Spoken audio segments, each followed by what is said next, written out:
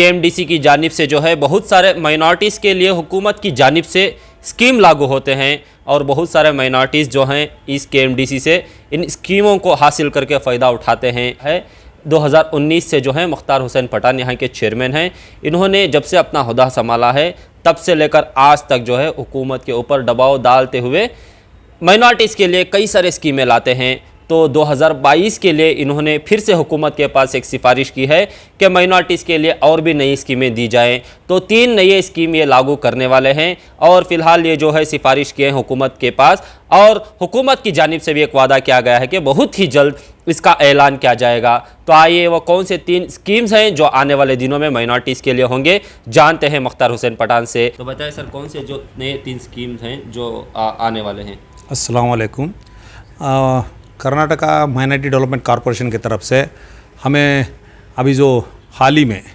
जब अभी जो एक मीटिंग के अंदर हम लोग एक तय किए हैं कि मैं सभी हमारे कर्नाटक में सभी तरफ भी जाके घूम के हमारे जो आवाम है आवाम की तरफ जाके उनके से बातचीत करने के बाद में, और हमारी जो सरकार है बसवराज बोम्मई जी की सरकार, इसके अंदर जब हम लोग एक अल्पसंख्यक लोगों को कुछ भी करना चाहिए बोल के हम लोग सोचने के बाद में जो ऐसा है कि NMDFC के जानिब से हमें एजुकेशन लोन और मॉर्गेज के ऊपर जो बाकी के बिज़नेस लोन के लिए दिया जाता था, लेकिन अब हम लोग उसमें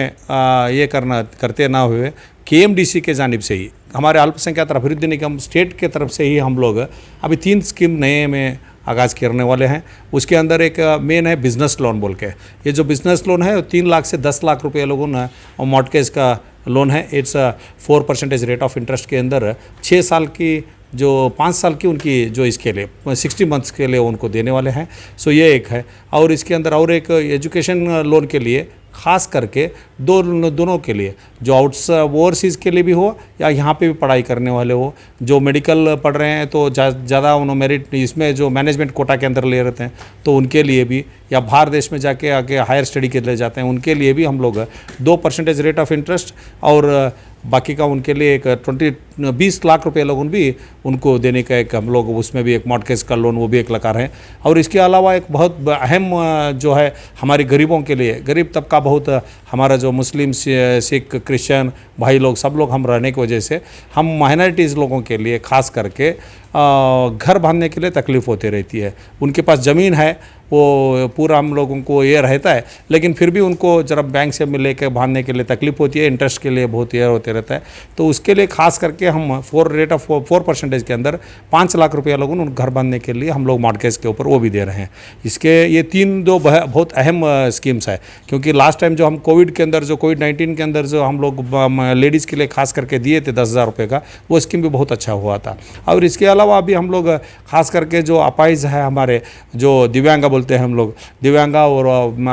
जो विधवे जो है उन लोगों के लिए खास करके हमारे सभी स्कीमों में 10% उनके लिए रिजर्व रखा गया है। ये एक बहुत अहम कड़ी है। सो हम लोग इस तरह का नए स्कीम्स लगा रहे हैं। इंशाल्लाह आने वाले दिनों में जो पहले के स्कीमों के साथ में अभी टैक्सी गुड्स योजना हो, एजुकेशन लोन हो, सबके साथ में हम लोग तकरीबन एक 350 to 500 करोड़ का हमारा एक रेंज का हम लोग एक ये करे हैं। इंशाल्लाह हमारे बसवराज बोम्मई साहब भी उन्होंने वादा किए हैं कि हम लोगों को आप नए स्कीम्स का बोलिए, वो कौन सा है देख लेकर हम देंगे बोल के बोले हैं। इंशाल्लाह वो आगाज़ होगा और दुआ करेंगे कि आने वाले दिनों में हमारे माइनॉरिटीज़ डेवलपमेंट कॉरपोरेशन की तरफ से हम लोग लोगों को और नज़दीक जाकर उनकी खिदमत करें। और एक हम लोग नया एक जो एक स्कीम ये कर रहे हैं कि स्कीम नहीं है, एक मंसूबा बना लेकर निकले हैं, क्योंकि हमारे यहाँ पे जो 50% सब्सिडी 50% लोन रहता है। तो 50% सब्सिडी 50% लोन रहने की वजह से थोड़े स्कीम्स का वो जो वहाँ से रिकवरी जितना आता है हमें, वो कौन से ज़िले से आएगा वो ज़िले के लिए हम लोग 80% वही स्कीम्स फिर एक बार दोहरा वहाँ पे लागू करके, जैसा श्रम शक्ति में अगरचे हमको एक ज़िले से वहाँ पे जस्त आ गया है तो एक 20 लाख 30 लाख रुपए हम लोगों को अगरचे वहाँ से रिकवरी हो गया तो फिर वापस सालाना ना करते हुए एवरी हाफ ईयरली एक बार भी हम लोग एप्लीकेशन वहाँ पे लेके उनको भी देने का, वहीं का पैसा वहीं पे दे के हम लोग